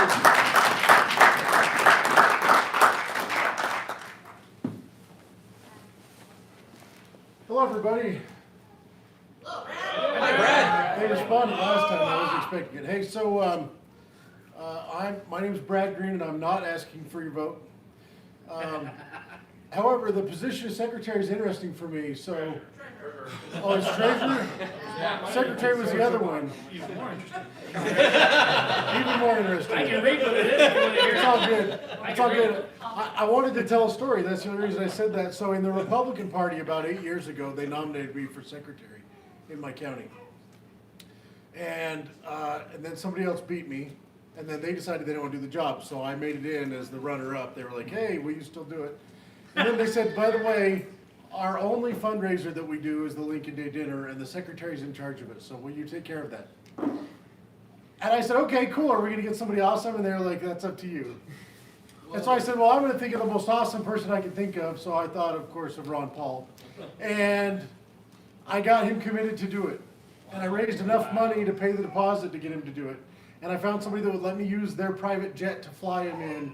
Wow. And it was way cool. And I started selling tickets. I sold a ton of tickets.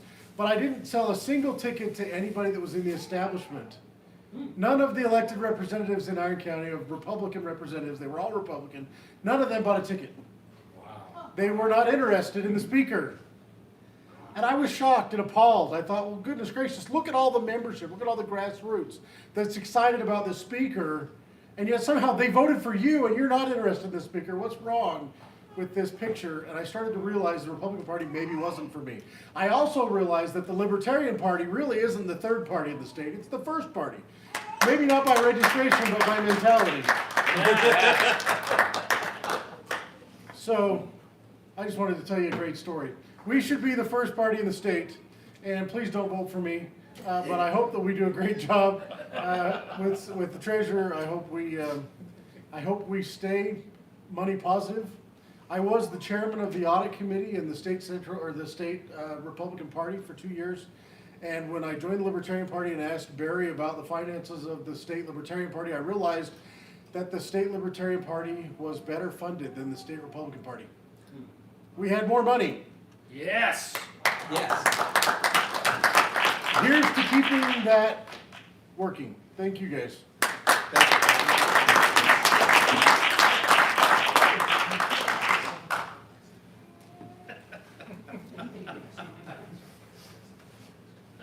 Absolutely, under no circumstances should anyone vote for Brad Green, because he's my best friend and he's too busy anyway.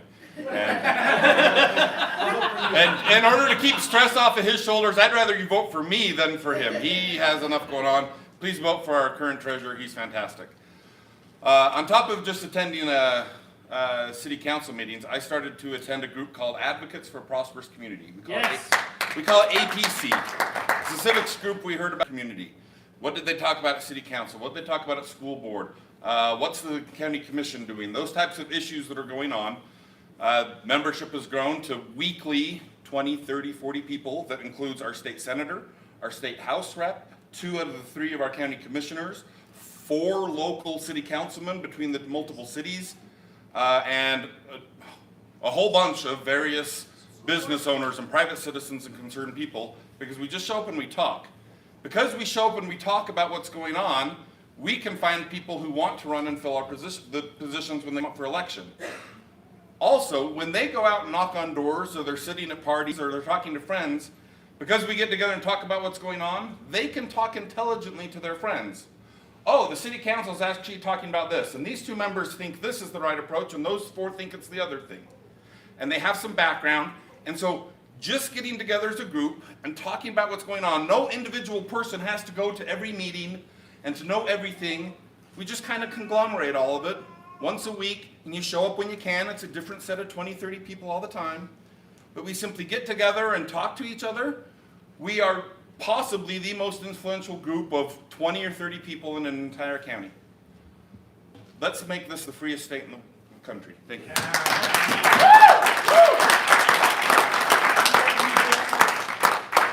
All right, so there are your 3 candidates plus Noda. All right, we're now going to go to the vote. All in favor of Justin Evans, please raise your hands.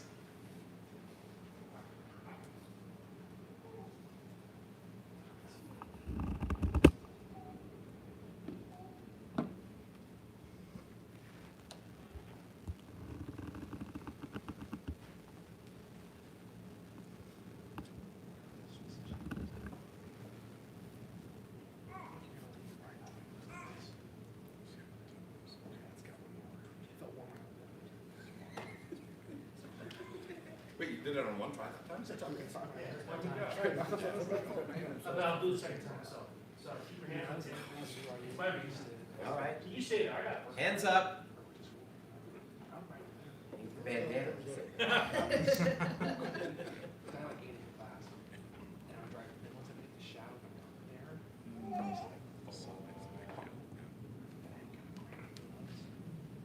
I'm psyching myself up.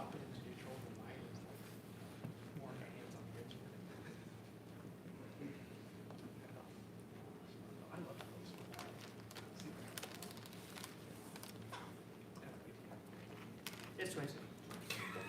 22. All right. All in favor of Brad Green? That's pretty obvious. All right. Over here. Brad Green, Those in you say favor? Brad Green? Yep. Brad Green? All right. All in favor of Jax Jensen? All right.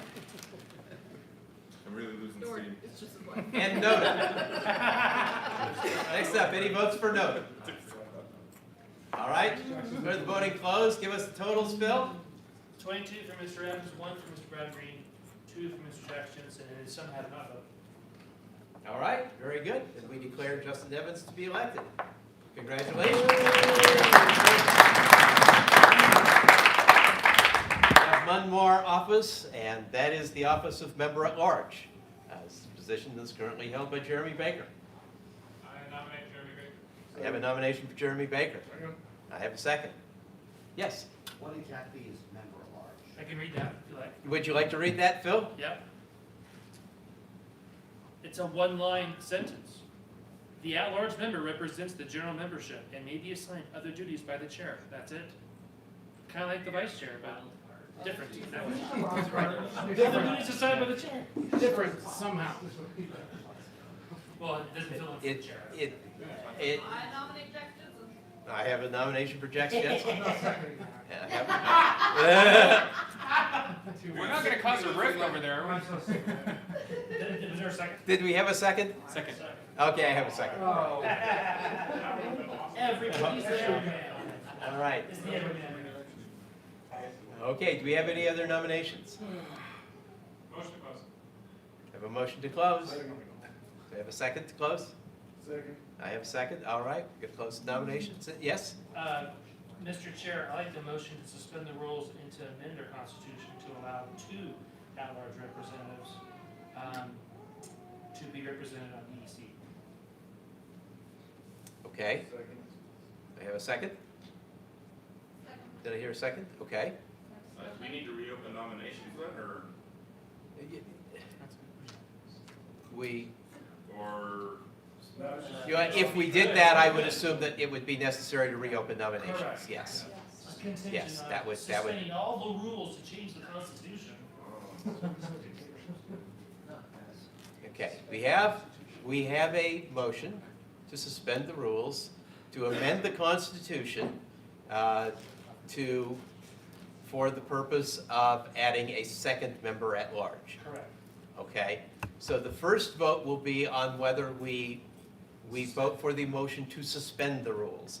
Then we will separately vote on the motion itself if the rules are suspended. If they're not suspended, then we won't vote on that. All right, is that everybody clear on? Yes? Can I make a point of personal motion? Can you tell us why in your speech, so can we actually explain what you're doing? Absolutely. Yes, well, Discussion. sure, would you like to propose why you would like to amend the Constitution? Absolutely. So those who were here a couple years ago know that we did this to actually have an at-large representative, because we didn't have one, did we, Barry? No, we did not. 2 years ago, we added one. And it's been beneficial to our executive committee to have a 5th individual. I believe our state is getting big enough where we can have extra support up and down the state. I'd like to note that our current at-large representative lives in northern Utah, and it would be nice to have more support in southern Utah, and perhaps even central. So my thought is, assuming that we have a widespread nominations for those who are here, that we could take advantage of that. And that's my reasoning, because we could definitely use that extra support. Not to mention that we couldn't use other support, like being appointments, but that would help in official capacities as we ramp up new county parties. That's my reason. Official. Okay. Point of information. Point of information? What is the threshold to amend the Constitution to amend the I believe that, is it 3/4? 3/4, okay. So we have, how many people are present right now, Phil? Let's Delegates. see who's in the room right now. How to make it work. We need to determine that.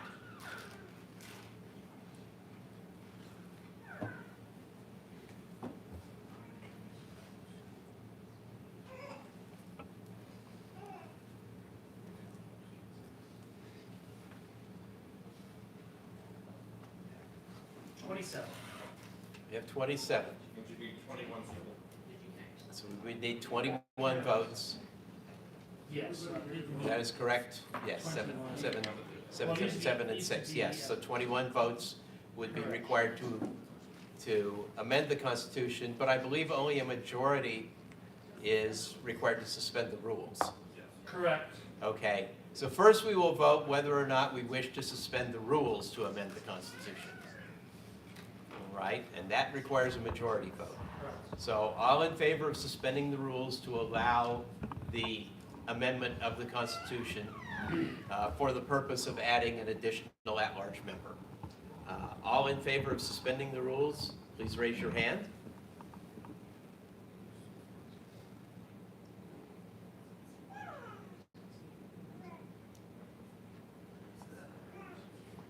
Oh, we have that. We used Okay. I accept that that is in fact far more than a majority, so we have chosen to suspend the rules. Now we have the motion to amend the Constitution and add a second at-large member. Okay, that was moved and seconded, I believe. Is that correct? We did have a second on that? Correct. Okay, then we will proceed to that vote. All in favor of amending the Constitution to add a second at-large member, raise your hand. And again, this requires a 3/4 vote.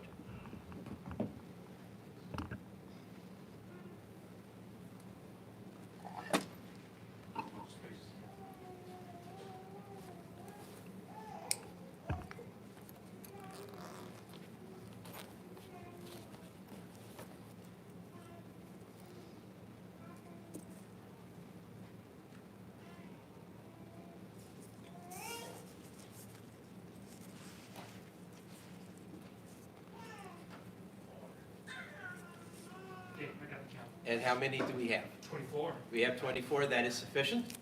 All right, very good. We have amended the Constitution. We will get that written up and filed as is necessary. In the meantime, that means we now are filling 2 positions for an at-large representative. We currently have 2 nominations, but we will reopen nominations because we now have 2 positions to see if we are as any desire to add any additional names to that list. For information, are we doing 2 separate elections, or are we doing the first and second place? We can vote on how we do it It would- by count or what, secret ballot or whatever. What we choose. I would say we can still do this vote the same way we do it, but you may vote for 2. Correct. And that will give us the result. We will continue to do a hand raise vote, but you may vote 2 times, once each for 2 different people. I have a nomination of Milt McClellan.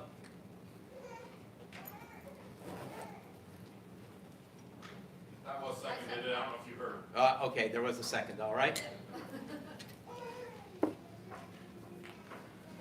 So who's been nominated so far then? Who's been nominated? Mr. Jeremy Baker, Mr. Jack James, and Mr. Will McDonald. Right. Those are our 3 at this point. Are there any other nominations? Any other nominations? Do we have a motion? Do I hear a motion to close nominations? Okay. All in favor, say aye. Aye. Opposed, nay? All right. Nominations are closed. So the order then will be, let's see, Baker, Green, McClelland. Is that correct? Jackson. Or, excuse me, Baker, Jensen, McClelland. Okay. All right, Jeremy, you're first. Now you need to expand BC. So 2 years ago, I wasn't exactly sure what I was gonna get into, being in the at-large and having it added. And over the past 2 years, especially with some of our executive committee having issues come up and not being present, it was invaluable to have me on there. And I was happy to be a part to make sure that we were able to have our regular meetings and be able to continue functioning. Throughout that time, it was nice to see all the parties getting together in the counties and being able to run out to a few of them and then attend a few of the events here or there and being I guess, a reference and a guide in that regard. And now with the role of doing a lot more data analytics and stuff, I think that's been nice. And being able to be there on the executive committee and provide input during those times, I think it's been a good thing, and I hope you guys have seen the big progress that we've been making. The thing that I would like to serve you guys again. So please vote for me for at large, and I'll do my best to be able to represent you and help out where I can.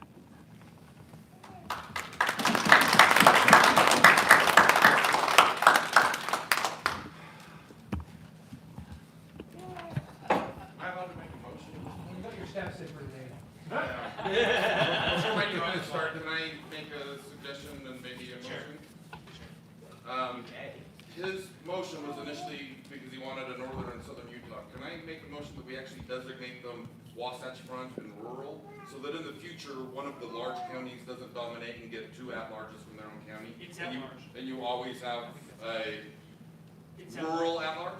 It's just at large. Seeing as how that was his explanation given for why he thought it would be useful. Let's bring that as You guys- a proposal for next executive year. committee can find Yeah, that, that's fine. and that we designate it, we certainly could designate them as a regional at-large.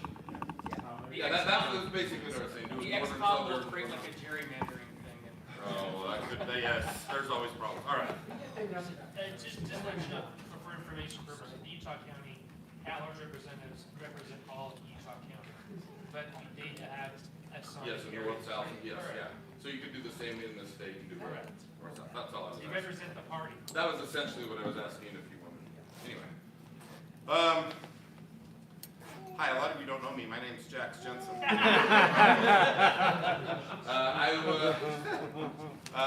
Yeah, so the national convention, I put my name forward to be one of the alternate for Region 6, and I lost to a man who had been previous LNC treasurer and whatnot, and then when he got promoted to the actual rep, I said, hey, I'm still willing to help if you want me to fill in. And so they had another one, and then the gentleman came in who'd been a previous LNC chair, and I lost to him, and so I'm getting really used to losing elections, which is fine. Hopefully you've learned it's okay to put yourself forward and lose, and don't take it personally. This is a position I actually would be willing to fill. Milt would fill it just as fine as well. He's a good friend and will do an exceptional job. Like I said, I could just ask that we not let anyone go unopposed, so that's why I was nominated. Vote as you wish. If you want me to represent you, I'm happy to. Milt will do just as good as I am. Thanks, everyone.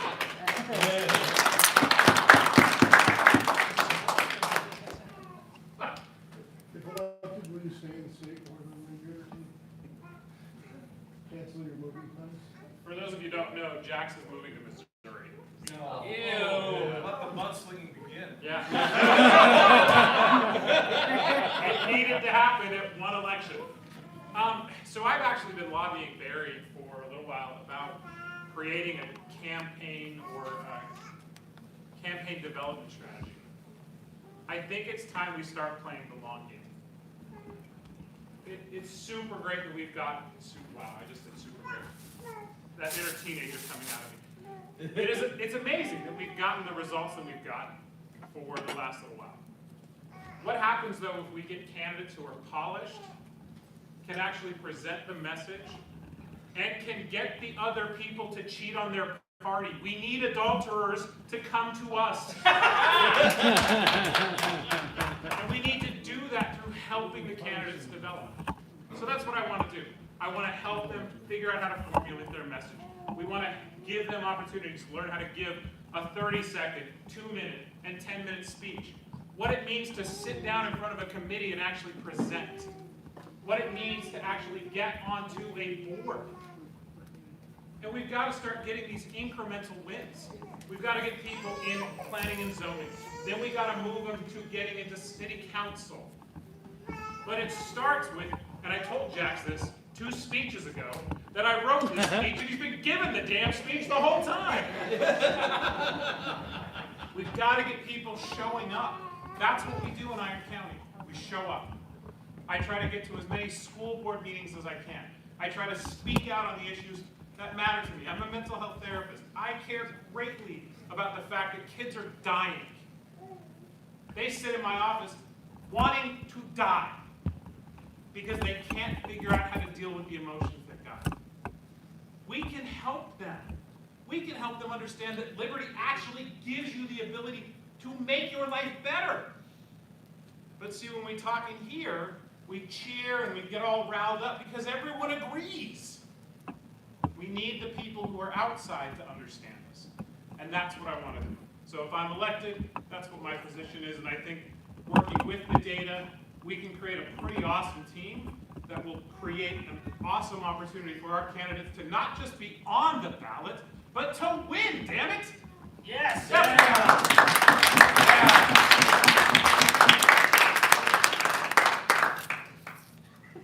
All right, thank you all. Thank you all. So again, Jeremy Baker, Jax Jensen, Milt McClellan, none of the above. And each of you please vote for, you can only vote for one if you wish, but you may vote for up to 2. So, all those in favor of Jeremy Baker, please raise your hands.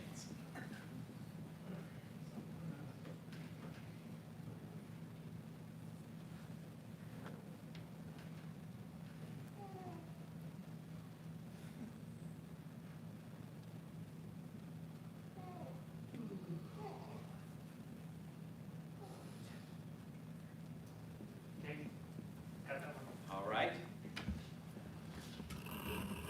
All those in favor of Jax Jensen, please raise your hands.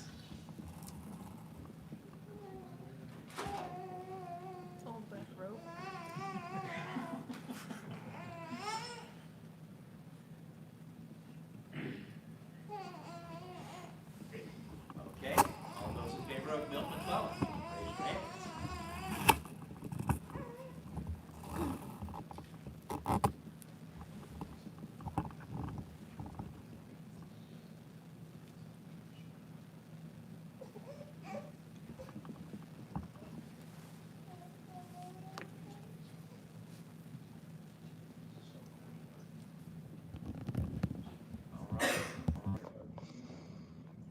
Okay, all those in favor of none of the above?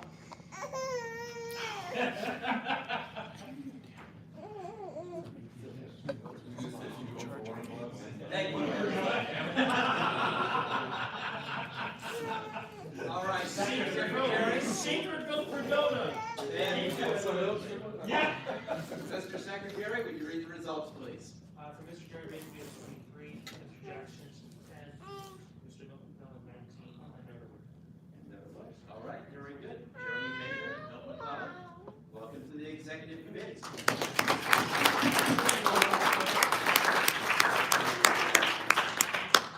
That concludes the election of our executive committee. Is there any new business that anyone wishes to bring before the convention? No, better. Okay, that's fine. I didn't really expect any, but Motion to adjourn. Hold on a second. Before we take the motion to adjourn, I would like to announce the appointment of Milt McClellan as our candidate development coordinator.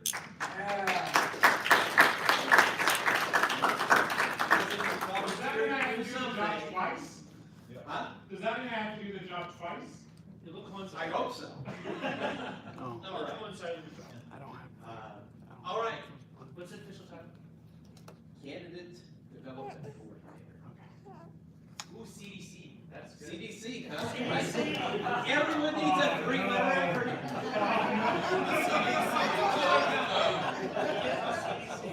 CDC. All right. CDC will also be marginally elected.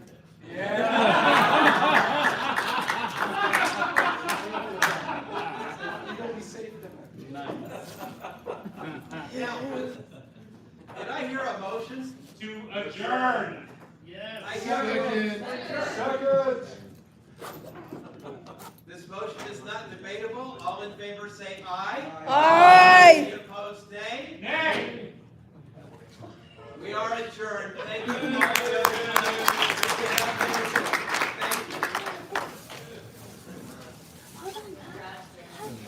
If you have things to pick up, please see Justin. He'll be right over here.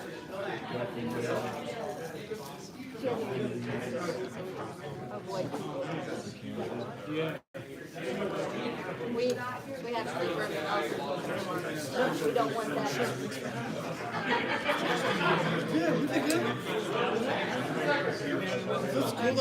Ask questions.